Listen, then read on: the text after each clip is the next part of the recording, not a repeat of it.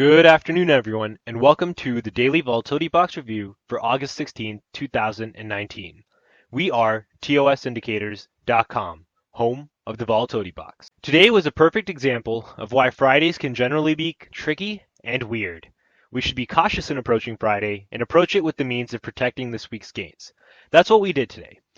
But today was also a really good lesson and a reminder that we should manage our emotions and trust the rules and plan that we have in place that essentially keep us on the right side of the marketplace more often than not.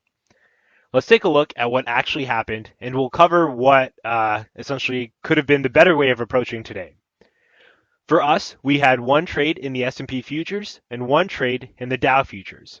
Unfortunately, our trade in the Dow futures was a loser on both contracts, and so it led to a negative 550. And our S&P futures trade was a winner, but only on the first contract. Our second contract was stopped out for a break even, so that was just a positive gain of 350. However, we also had a third trade that did set up in the NASDAQ futures that we purposely skipped because of the conditions, the way the clouds looked, the way price action looked, and that was a decision based off of emotion, not our rules. Had we taken this trade, we would have ended the day up positive, as this was a winning trade. Per our rules, it would have been a very valid entry, and this would have resulted in a $400 gain on one contract and a stop loss on the second of break even, helping us end the day positive 200 instead of negative 200. However, on the week, we still ended up a little bit more, a little less than $8,500, which is still a really nice week that I'll take trading just a 2-lot. Let's take a look at the charts to see what actually happened. We'll start with the S&P futures. In the morning, we saw that price action was being contained within our aggressive volatility box entry lines, and so we sent out a note to all of our traders letting them know that it was okay to use the aggressive volatility box today, or at least price action was telling us to do so. This was true for both, for actually the S&P, the NASDAQ, and the Dow. However, the Russell was proving to be a little bit more volatile if we take a look. You can see that we actually breached the entry lines on both sides, and that was our cue on the Russell to switch on over to the conservative volatility box. Now let's take a look at the period where all these trades actually took place. Our first trade to go short the S&P futures happened right here with this spike into the entry lines. Our stop was right outside of the volatility box clouds, which was 7 points wide, and our first target was once again 7 points, which we went up to 8, and then our second contract was taken off at break even.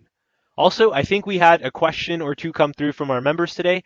We only take the first entry, or the first test rather, of the entry line, not the retest. The retest is the second time there might be more momentum, we might actually push through. It could lead out to a breakout, so on and so forth. It's the first trade that we're always looking to fade the price action of.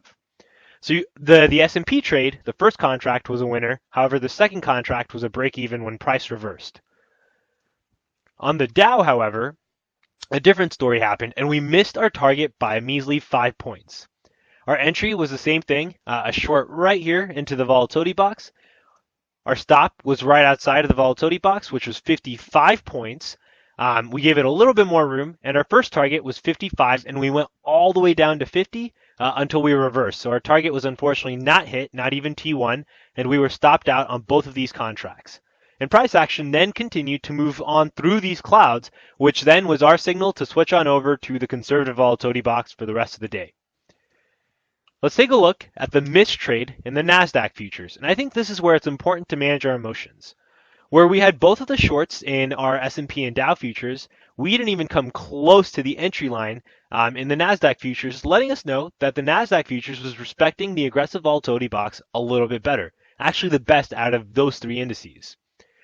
Our trade on the NASDAQ futures triggered when we were breaking through the clouds on the S&P and the Dow futures, and that's where managing emotions came into place. We let the management of those two trades and the break through the clouds influence our trade on the NASDAQ, and that's not necessarily the smartest thing to do. Here we see that if we had followed our rules and stuck to the plan, our entry would have been right at the entry line where we triggered, where in other indices we were breaking through the cloud and above it at this point. Our stop would have been outside of the clouds, which was a risk of 20 points, and our first target would have also been the same 20, which was hit right here. Our second contract would have broken even at the test back to where we initially shorted from the entry line, and so our first contract would have been the winner. This is where I think it's an important reminder for us to follow our rules, follow the plan, and trust these models.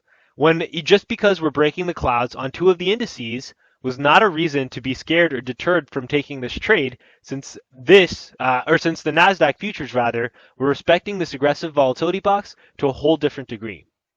With that, we'll still take being up on the week almost $8,500 and come back to the marketplace fresh with these lessons having been learned, ready to tackle another week. Thanks, and I hope you have a great weekend. Make sure you get out there, enjoy the summer, step away from the screens for another exciting week of trading.